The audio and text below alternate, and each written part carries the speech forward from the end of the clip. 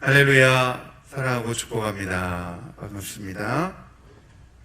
오늘 우리 6월 성경 읽기 본문에 따라서 신명기에 있는 말씀을 함께 보기를 원합니다. 신명기 2장에 있는 말씀인데 특별히 이 신명기의 말씀은 모세 오경 중에서 5번째 해당되는 책입니다. 5번째 해당되는 책이지만 그러나 이 신명기의 말씀은 모세 오경 그 전에 있던 말씀들을 다시 되풀이하는 말씀이기 때문에 두 번째 율법이다 그렇게 말하기도 합니다. 그래서 우리말 성경에서는 두 번째 말씀 그리고 되풀이되는 말씀이다라고 하는 그 의미에서 신명기라고 그렇게 책 제목을 정하였습니다. 그래서 이 신명기는 모세를 통해서 이루어진 일종의 두 번째 율법의 말씀입니다. 첫 번째 율법의 말씀이 시내산을 중심으로 해서 선포되어졌던 말씀이라면 이 신명기는 이제 약속의 땅으로 들어가기 바로 직전에 모압 평지에서 두 번째 하나님과 그 하나님의 백성들과 두 번째 언약을 체결하는 그런 말씀이기 때문에 두 번째 언약이다, 두 번째 말씀이다 그렇게 말씀하고 있습니다. 그래서 이 신명기의 말씀은 이스라엘 백성들이 어떤 새로운 그런 일들과 또 사건이 일어난 내용의 기록이 아니라 이미 과거에 일어났던 일들에 대해서 다시 한번 회상하고 기억하는 그런 회고의 말씀의 내용으로 되어 있습니다. 그리고 우리가 첫 번째 이제 살펴보고자 하는 이 신명기의 말씀은 역사 회고와 백성들에 대한 그런 교훈 그리고 권고에 대한 말씀이 들어있는 내용입니다. 신명기 1장 1절에서 4장 43절까지의 내용이 바로 이러한 내용으로 되어 있습니다. 그리고 신명기 1장에서는 바로 호렙산에서 가데스까지의 그 여정을 기록한 내용입니다. 이 호렙산은 시내산입니다. 시내산에서 가데스 바네아까지 이스라엘 백성들이 갔던 그 여정에 대한 말씀을 회고하고 있는 내용입니다. 그리고 오늘 우리가 보게 될 신명기 2장의 말씀은 가데스에서 모압 평지로 지나가는 그 과정 가운데 있었던 일들을 다시 한번 회상하는 그런 내용의 말씀입니다. 이런 그 과정 가운데서 바로 우리에게 주는 영적인 교훈이 무엇인지 우리 한번 살펴보기 원합니다. 오늘 우리 살펴볼 말씀은 신명기 2장 13절에서 16절에 있는 말씀입니다. 우리 한 절씩 교독해서 읽겠습니다. 13절 말씀을 제가 읽겠습니다. 이제 너희는 일어나서 세렛시내를 건너가라 하시기로 우리가 세렛시내를 건넜으니 가데스 바네아에서 떠나 세렛시내를 건너가기까지 38년 동안이라.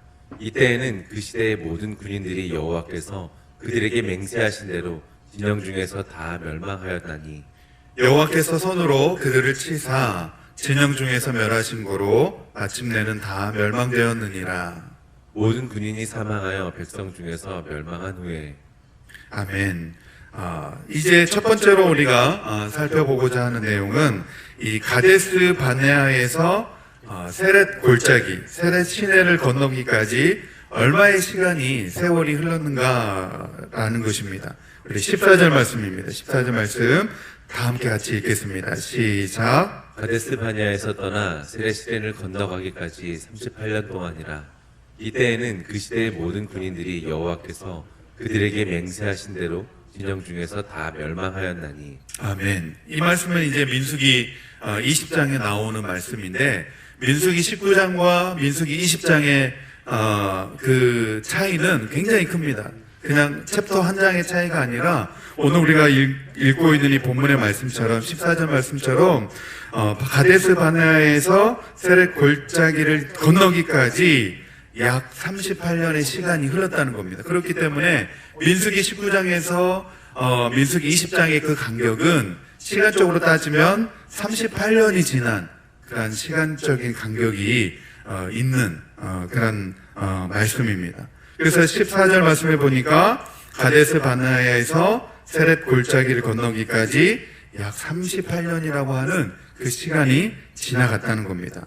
그래서 이 홍해를 건넌 것이 애굽 노예 생활의 어떤 종말이라면 세렛 시내를 건넌 것은 이제 이스라엘 백성들이 오랜 광야 생활을 끝맺는 그런 의미를 가지고 있습니다. 그리고 그와 반면에 약속의 땅에서 새로운 새 시대가 이제 시작될 것임을 의미하고 있는 것입니다.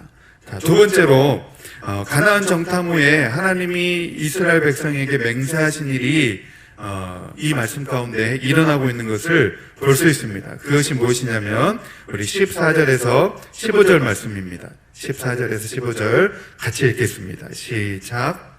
베데스 바니아에서 떠나 세레 시내를 건너가기까지 38년 동안이라.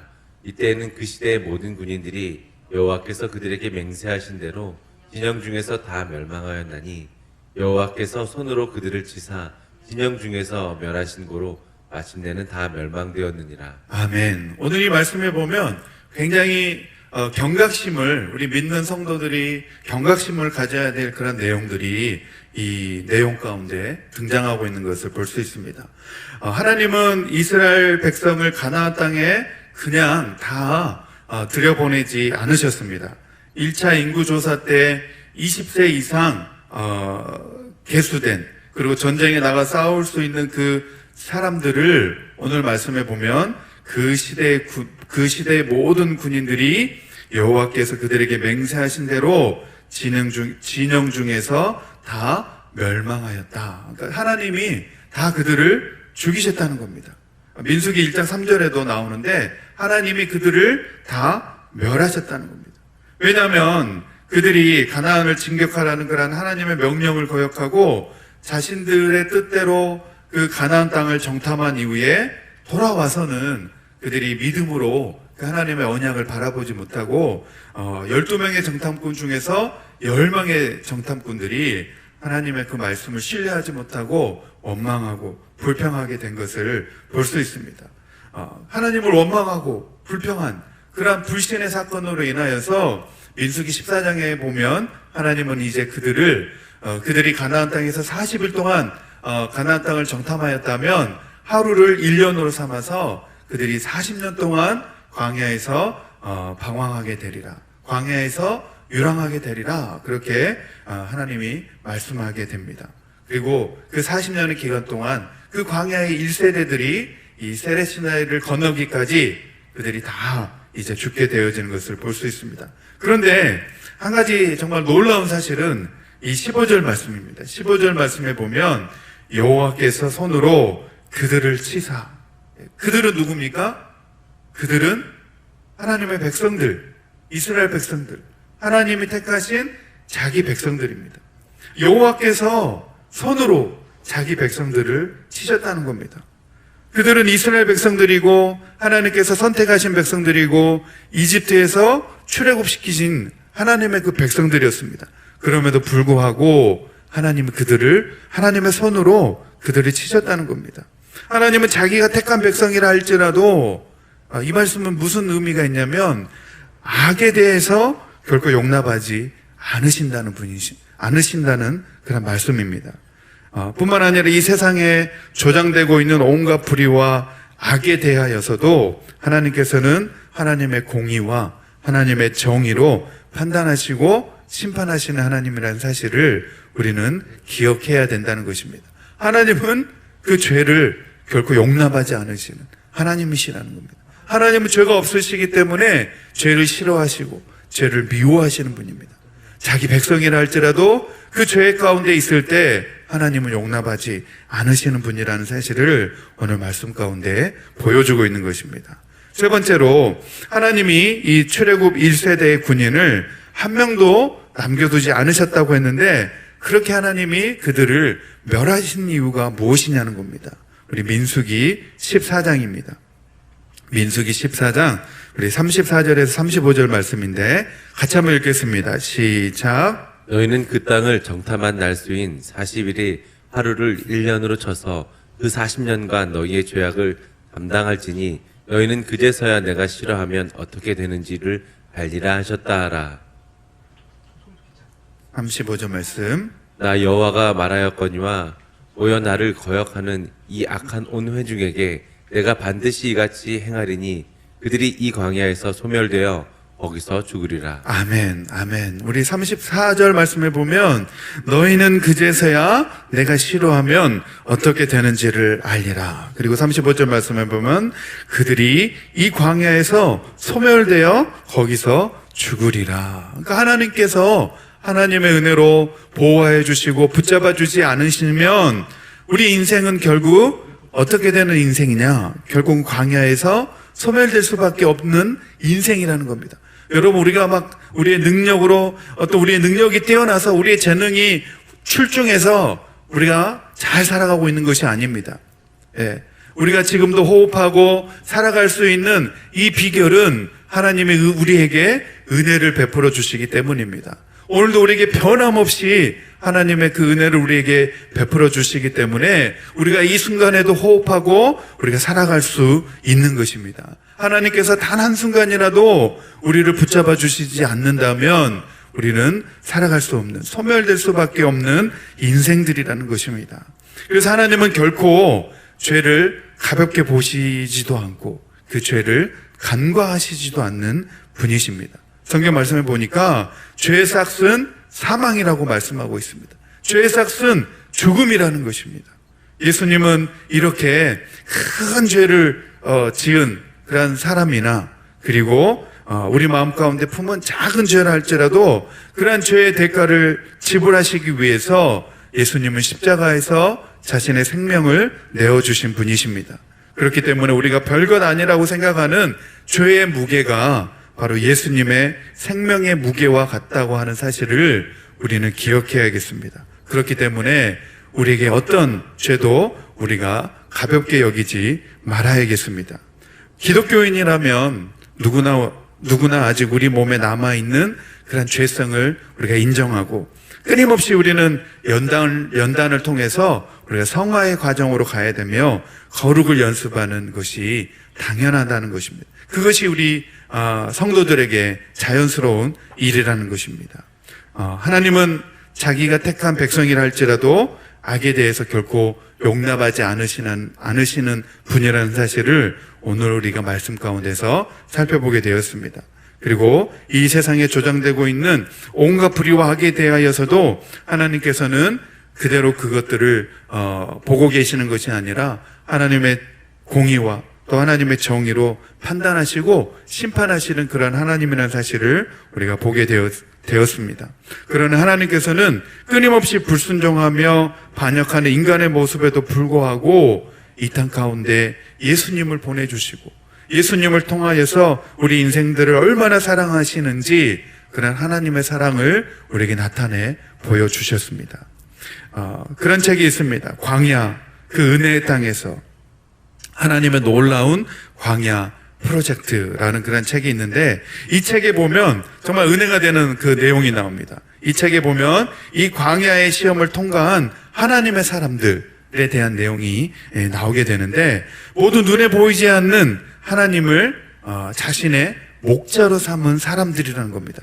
광야를 다 누구나 1세대나 2세대들이나 다 그 광야의 삶을 살아갔는데 그 광야에 누구는 그 광야를 통과하고 누구는 그 광야의 시험을 통과하지 못한 사람들이 있는데 이 광야의 시험을 통과한 그 사람들, 하나님의 사람들은 누구냐? 바로 그 사람들은 눈에 보이지는 않지만 그들의 두 눈에 보이지는 않지만 하나님을 자신의 목자로 삼은 사람들이었다라는 것입니다. 마찬가지로 우리가 흔히 인생을 광야에 빗대어서 말합니다. 우리의 인생의 광야를 우리가 잘 지날 수 있고 통과할 수 있는 비결은 무엇이냐면 내가 주인 되어서 살아가는 것이 아니라 하나님이 내 삶의 주인이 된 삶, 하나님이 나의 삶의 목자라고 고백하는 그러한 믿음 가운데서 우리가 이 광야의 인생을 잘 통과하게 될 줄 믿습니다. 돈이나 명예나 어떤 권세보다 하나님의 살아계심을 더욱더 우리가 신뢰하며 살아갈 때에 이 광야 같은 인생을 우리가 잘 통과하고 그러한 하나님의 사람들이 될 줄 믿습니다. 한번 잘못 맺은 관계를 다시 올바른 관계로 만드는 일은 참으로 어려운 일입니다.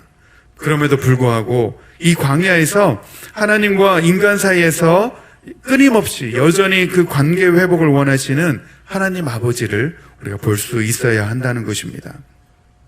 이번에 이 흑인 남자 조지 플로이드 사망 사건으로 인해서 미국 전역에서 시위가 일어나고 있습니다. 뿐만 아니라 이것은 미국 사회 속에 깊이 뿌리 잡은 어떤 인종차별의 문제이기 때문에 많은 사람들이 이 사건을 두고 분노하고 또 시위에 참여하고 있는 것이 아닌가 그렇게 생각합니다. 일종의 이런 증오와 혐오의 범죄가 이 미국 사회 가운데 이제 멈춰져야 되고 또 우리가 살아가고 있는 이 전 세계적으로 이런 일종의 이 혐오와 증오의 범죄는 있어서는 안 될 그런 일이어야 됩니다. 그런데 과거에도 이 로마 시대에 보면 기독교인들에 대한 이러한 증오와 혐오에 대한 범죄들이 많았습니다. 네로 황제 같은 경우도 우리 기독교인들에게 모든 그 로마 시내의 그 화재의 사건을 덮어씌워서 기독교인들을 혐오하고 기독교인들을 증오하고 그런 일들이 우리 인류 역사 가운데 깊이 자리매김하고 있었습니다. 뿐만 아니라 이 홀로코스트에 대한 문제들, 유대인들을 그렇게 나치 정권에서 처형하는 이런 일들이 우리 과거 가운데 있었습니다. 그러나 다시 이런 일들이 현대를 살아가는 우리의 생활 가운데 되풀이 되어서는 안 됩니다. 우리 기독교의 정신은 무엇이냐면 용서하고 사랑하는 정신입니다. 이러한 기독교의 정신대로 다시는 인류 가운데 증오와 이 혐오의 범죄가 일어나서는 안 되겠습니다. 여러분, 우리가 살고 있는 이 미국이 여러 가지 부분에서 어렵고 힘든 시기를 우리가 살아가고 있습니다. 하지만 우리가 영적으로 이러한 시기를 또한 바라볼 수 있어야겠습니다. 지금 이 시대는 하나님의 국률이 필요한 바로 국률의 때입니다. 그렇기 때문에 우리 모두가 정말 바른 믿음과 순종으로 하나님의 은혜에 응답하면서 이 나라와 민족을 지키는 하나님의 도구들이 우리 모두가 다 되어야겠습니다. 이 약한 세상에서 믿는 성도로서 믿음을 지켜나가는 것이 쉽지 않습니다. 너무나 힘듭니다. 그러나 우리가 과거의 그 삶을 돌아보면 어려울 때마다 자기 백성을 지켜주시고 보호해 주셨던 하나님의 은혜가 있었습니다. 그 은혜를 기억하면서 우리가 지금 당하고 있는 이 현재의 고난도 우리가 넉넉히 이겨나갈 수 있어야겠습니다. 저도 지금까지 이 사역을 해오면서 힘든 때도 많았고 또 어려운 상황에 처할 때도 있었습니다. 그러나 그 순간마다 정말 단비처럼 내려주시는 하나님의 은혜가 있었기 때문에 그 어려운 순간 가운데도 그 하나님의 은혜를 경험하면서 그 힘든 시기를 통과할 수 있었던 것 같습니다. 마찬가지로 우리에게 베풀어 주셨던 그 하나님의 은혜를 우리가 다시 한번 묵상하고 또 기억하면서 지금의 이 힘든 시기를 우리가 잘 통과할 수 있어야겠습니다. 하나님께서는 자기 백성을 언제나 기억하시고 축복으로 인도하실 것을 오늘 여전히 믿고 우리가 기대함으로 나아가야 될 줄 믿습니다. 여러분 한번 저를 따라서 한번 해보시겠습니다. 나는 네, 잘 따라하셔야 됩니다. 정신 바짝 차리고 나는 예수님의 피로 값주고 사신 하나님의 자녀다. 나는 누가 뭐래도 하나님의 존귀한 사람이다. 그러니 까불지 마라. 네, 그건 내가 덧붙인 겁니다. 네, 이 사실을 안다면 우리가 당당하게 믿음 생활을 해갈 수 있습니다. 나는 정말 예수님의 피로 값주고 사신 하나님의 자녀다. 나는 누가 뭐래도 하나님의 존귀한 하나님의 사람이다. 이러한 성도의 정체성을 가지고 오늘도 우리가 믿음의 담력을 가지고 믿음의 용기를 가지고 넉넉히 승리하며 살아갈 수 있는 저와 여러분 되기를 소망합니다. 아멘. 오늘 말씀 생각하시면서 우리 같이 기도하기 원합니다. 첫 번째로는 지금 환경은 어렵고 현실은 정말 눈에 보이지 않고 캄캄하지만 그러나 바로 이러한 때에 우리가 하나님의 국률을 우리가 기대할 수 있는 그러한 때임을 알고 우리가 하나님의 국률을 기대함으로 기도하며 나가는 우리 모두가 되게 해달라고 같이 기도하고 또 바른 믿음과 순종으로 정말 하나님의 은혜에 응답하며 살아갈 수 있는 그리고 이 민족과 나라를 지키는 하나님의 도구들이 되어질 수 있도록 해달라고 우리 같이 기도하기를 원하고 또 미국의 죄악과 또 미국이 거룩해질 수 있도록 또 교회 부흥과 또 위정자들과 또 이 코로나 바이러스가 속기 종식되고 이 12대의 이 폭력이 종식되어질 수 있도록 정말 평화 시위가 될 수 있도록, 그리고 우리 사랑하는 담임 목사님 위하여서 우리 다 같이 주여 한번 부르시고 통성으로 기도합니다. 시작. 주여. 하나님 아버지 감사합니다. 아버지 여러 가지 어렵고 힘든 시기